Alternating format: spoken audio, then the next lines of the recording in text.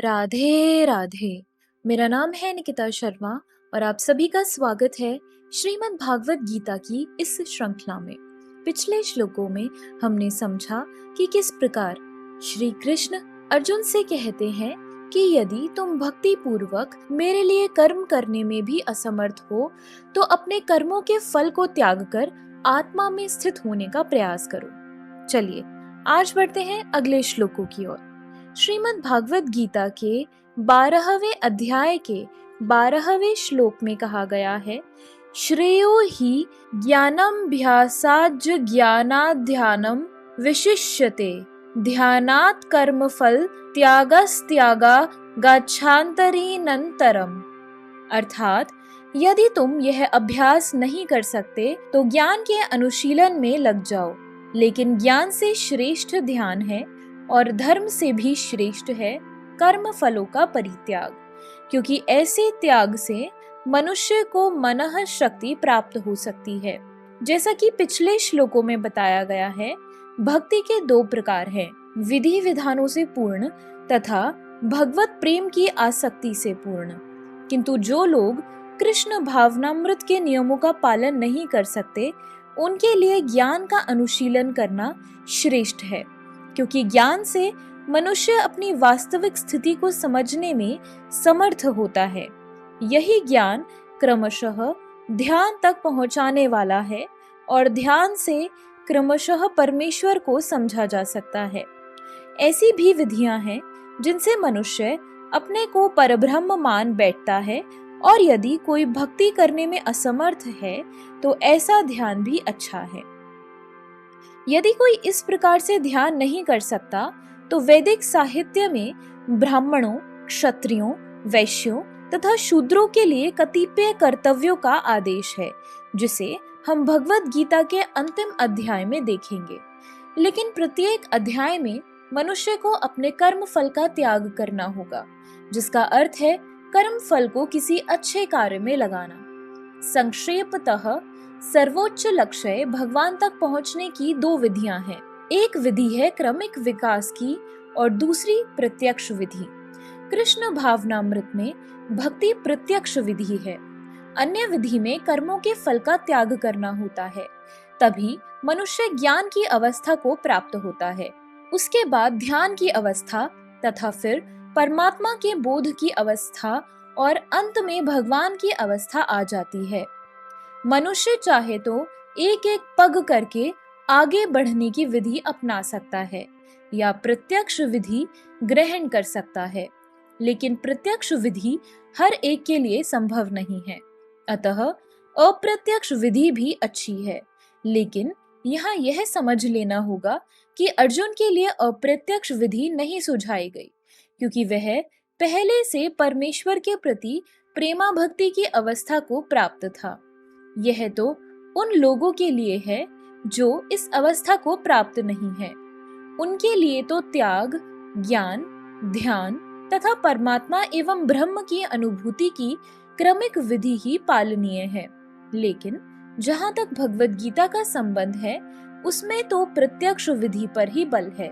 प्रत्येक व्यक्ति को प्रत्यक्ष विधि ग्रहण करने तथा भगवान श्री कृष्ण की शरण में जाने की सलाह दी जाती है।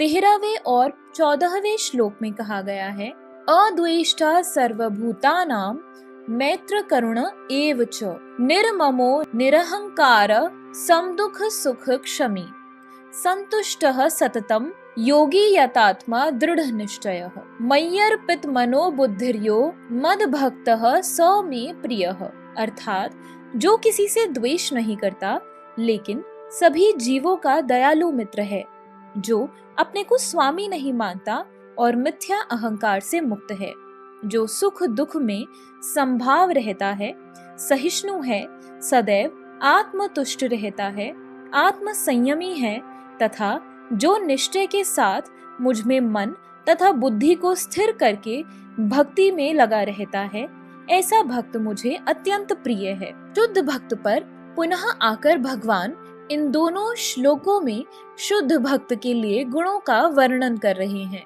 शुद्ध भक्त किसी भी परिस्थिति में विचलित नहीं होता, न ही वह किसी के प्रति ईर्ष्यालु होता है, न वह अपने शत्रु का शत्रु बनता है। वह तो सोचता है, यह व्यक्ति मेरे विगत दुष्कर्मों के कारण मेरा शत्रु बना हुआ है, अतएव विरोध करने की अपेक्षा कष्ट सहना अच्छा है। श्रीमद् भागवत में कहा गया है, जब भी कोई भक्त मुसीबत में पड़ता है तो वह सोचता है कि यह भगवान की मेरे ऊपर कृपा ही है। मुझे अपने विगत दुष्कर्मों के अनुसार इससे कहीं अधिक कष्ट भोगना चाहिए था। यह तो भगवत कृपा है कि मुझे मिलने वाला पूरा दंड नहीं मिल रहा है। भगवत कृपा से थोड़ा ही दंड मिल रहा है, अतएव अनेक कष्टपूर्ण परिस्थितियों में भी यह सदैव शांत तथा धीर बना रहता है। भक्त सदैव प्रत्येक प्राणी पर, यहाँ तक कि अपने शत्रु पर भी दयालु होता है। निर्मम का अर्थ यह है कि भक्त शारीरिक कष्टों को प्रधानता नहीं प्रदान करता, क्योंकि वह अच्छी तरह जानता है कि वह भौतिक शरीर नहीं है। वह अपने को शरीर नहीं मानता है, अतएव वह मिथ्या अहंकार के बोध से मुक्त रहता है और सुख तथा दुख में संभाव रखता है। वह सहिष्णु होता है और भगवत कृपा से जो कुछ प्राप्त होता है उसी से संतुष्ट रहता है।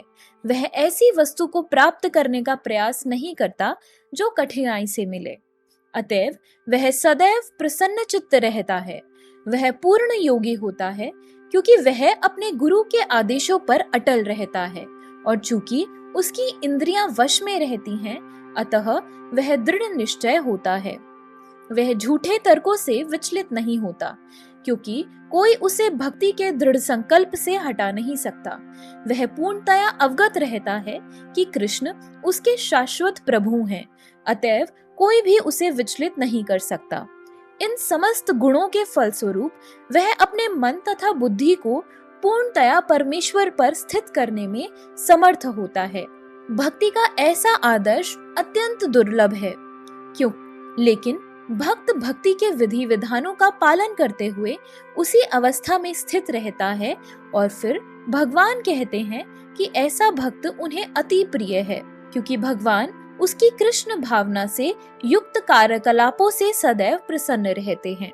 तो इसी के साथ हमारे आज के श्लोकों की वीडियो समाप्त होती है। अगर आप सभी लोग श्रीमद् भागवत गीता की इस श्रृंखला में हमारे साथ हैं, तो हमें अपने विचार कमेंट सेक्शन में जरूर बताएं, और इस वीडियो को अपने परिवारजनों और मित्रगणों के साथ जरूर शेयर करें, ताकि उनके जीवन में भी इस सुंदर ज्ञान के आगमन के कारण कोई बदलाव हो सके। तो चलिए मिलते हैं अब अगले श्लोकों के साथ एक नई वीडियो में।